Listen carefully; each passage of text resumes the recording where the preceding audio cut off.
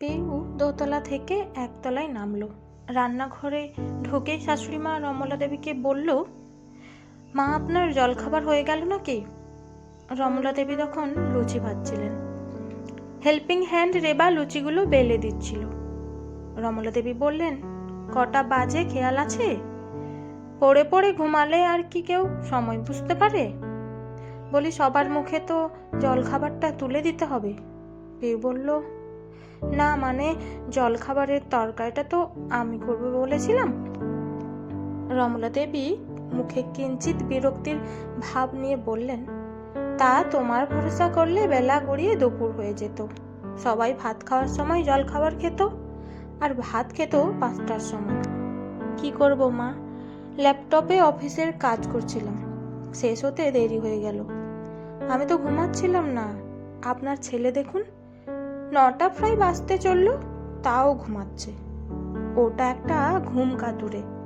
ওর কথা ছাড়ো, ছুটির দিন হলেই পড়ে পড়ে ঘুমায়। কখন বাজারে যাবে জানি না। দেখছি বাজারটাও আমি করলে ভালো হয়।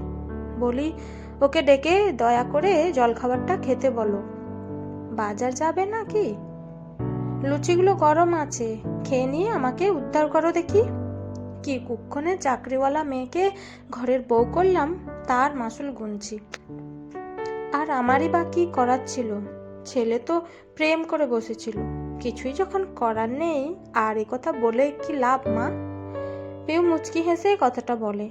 শাশুড়ি মায়ের সাথে যেন রসিকতা করতে চাইল। রমলা দেবী ওর রসিকতা বুঝতে না পেরে বললেন, সে তো নিশ্চয়ই। তা বাড়া লুচিটা যে এবার ঠান্ডা হয়ে যাবে, দিয়ে দিচ্ছি, খাও। এই বলে তিনি একটি থালায় 6টা ফুলকো ফুলকো লুচি হিং দিয়ে তৈরি আলুর দম বেড়ে পিউর সামনে ধরলেন। পিউ বলল, মা আগে ভাগে আমাকে দিচ্ছেন? বাবা খেয়েছেন তো? হ্যাঁ, তাকে তো আগেই খাইয়ে দিয়েছি। মা, আপনার তো খাওয়া হয়নি, আপনার ছেলেও খায়নি। আমি আগে খেয়ে নেব? ওর কখন হবে তার ঠিক নেই, জুড়োনো লুচিই খাবে। তাহলে আপনিও খেয়ে নিন আমার সঙ্গেই। ওহো, খাও তো তুমি। আমি ও এলে খাবো। আরে খাও, লুচিগুলো ঠান্ডা হয়ে যাচ্ছে। তাহলে আর লুচি ভাজতে হবে না এখন, আমি আপনাদের খাওয়ার সময় গরম গরম ভেজে দেব। পিউ একগাল খেয়ে বলল, বাহ, যা কি সুন্দর আলুর দমটা করেছেন। তাড়াতাড়ি করে করলাম, ভালো হয়েছে বলছো? ভালো মানে দারুণ। রমলা দেবী কথাটা শুনে খুশি হলেন। মুখে বললেন, আলুর দমটা তো তোমার করার কথা ছিল না? বেশ তো অফিসের কাজ আছে বলে আমার ঘাড়ে দিয়ে চালালে। পিউ মনে মনে ভাবছে, শাশুড়ি মা কথা শোনাতে ছাড়েন না ঠিকই, কিন্তু আমাকে যে ভালোবাসেন উনি ওনার প্রতিটা কাজে বুঝিয়ে দেন। তা না হলে কি আমাকে আগে ভাগে খাইয়ে দেন? এখনো ছেলে খায়নি, নিজেও খাননি। কথা শোনালেও ওনার বৈষম্যহীন আচরণের জন্য ওনার মুখের ওপর বলার সাহস করতে পারি না আমি। পিউ খেতে খেতে বলল, মা আমার অফিসের কাজ কমপ্লিট, আমি রান্না করব। সেই কষা কষা মাটন আর আপনার পছন্দের পোলাও। কথাটা শুনে সুলতা দেবীর মুখটা চকচক করে উঠল, কিন্তু তিনি বললেন, আর মাংস? মাংস বাজারে, গাছে কাঁঠাল আর গোপে তেল। দাঁড়ান, গায়ে জল ঢেলে ওকে ওঠাচ্ছি। পিউ ঘরে গিয়ে গৌতমকে চিৎকার করে বলল, কি গো, তোমার জন্য মা জল খাবার না খেয়ে অপেক্ষা করছেন। কি আক্কেল তোমার, এখনো ঘুমাচ্ছ? কখন চা খাবে, কখনই বা জল খাবার খাবে, কখনই বা বাজার যাবে? গৌতম তাড়াহুড়ো করে উঠে ঘড়িটার দিকে তাকিয়ে বলল, 9টা বেজে গেছে, ডাকোনি কেন? গৌতম মুখ ধুয়ে নিচে চলে গেল। পিউ বলল, আর চা খেতে হবে না, একেবারে জলখাবার খেয়ে চা খাবে। মা তোমার জন্য না খেয়ে বসে আছেন, আমাকে আগে ভাগে খাইয়ে দিয়ে। গৌতম বলল, মা আমার জন্য তোমার অপেক্ষা করার কি দরকার ছিল? খেয়ে নিতে পারতে তো। রমলা দেবী ছেলের কথা শুনে বললেন, তোকে না খাইয়ে কোনোদিন খাই? পিউ একাই দুজনকে লুচি বেলে খেতে দিল। রেবা চলে গেছে, আবার 11টার সময় আসবে। কুটনো কেটে মাছ মাংস সবজি ধুয়ে দেবে। গৌতম সপ্তাহে 2 দিন বাজারে যায়। রমলা দেবী গুছিয়ে সেগুলো ফ্রিজে তুলে রাখেন। গৌতম বলল, মা কি রান্না করবে আজ? পিউ বলল, মা নয়, আমি আজ রান্না করব, মাটন কষা আর পোলাও। গৌতম বলল, পাঁঠার আলু দিয়ে ঝোল হোক না মা।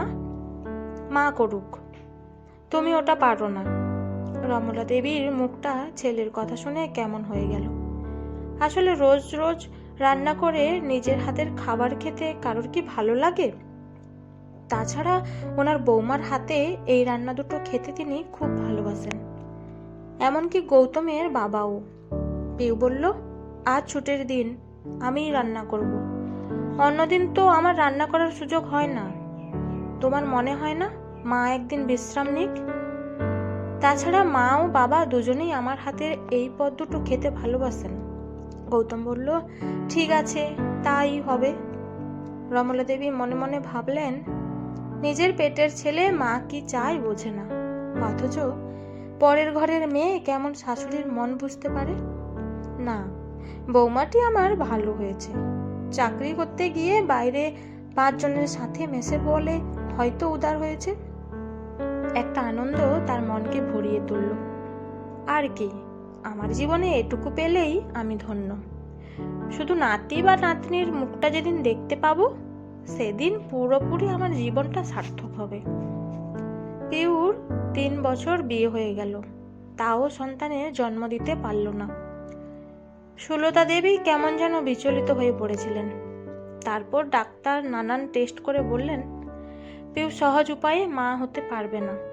আসলে ওর ধারণ ক্ষমতা নেই, এর জন্য অন্য পথ অনুসরণ করতে হবে।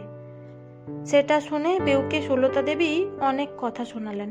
পিউ কষ্টে একদিন খাওয়া বন্ধ করে দিল। সুলতা দেবীর অনুশোচনা হলো, আহারে, অত কঠিন কথা বোমাকে না বললেই হতো। ওর কি দোষ? সবই তো ওপরওয়ালার হাতে। বৌমাকে কাছে টেনে নিয়ে তার মান ভাঙালেন। গৌতম মাকে বোঝালো, মা, সন্তান যে জন্মাবে সে পিউ আর আমারই হবে। শুধু পিউর গর্ভে না বেড়ে অন্য জায়গায় বাড়বে, মানে বৈজ্ঞানিক পদ্ধতিতে, আর কি। এর চেয়ে বেশি বোঝানো মাকে তার পক্ষে সম্ভব ছিল না। যথাসময়ে পিউর টেস্ট টিউব বেবি গৌতম আর পিউর হাতে তুলে দেওয়া হলো। ফুটফুটে মেয়ে পেয়ে পিউ আর গৌতম খুব খুশি। ঠাম্মাও নাতনিকে চোখে হারান, দাদুও তাই।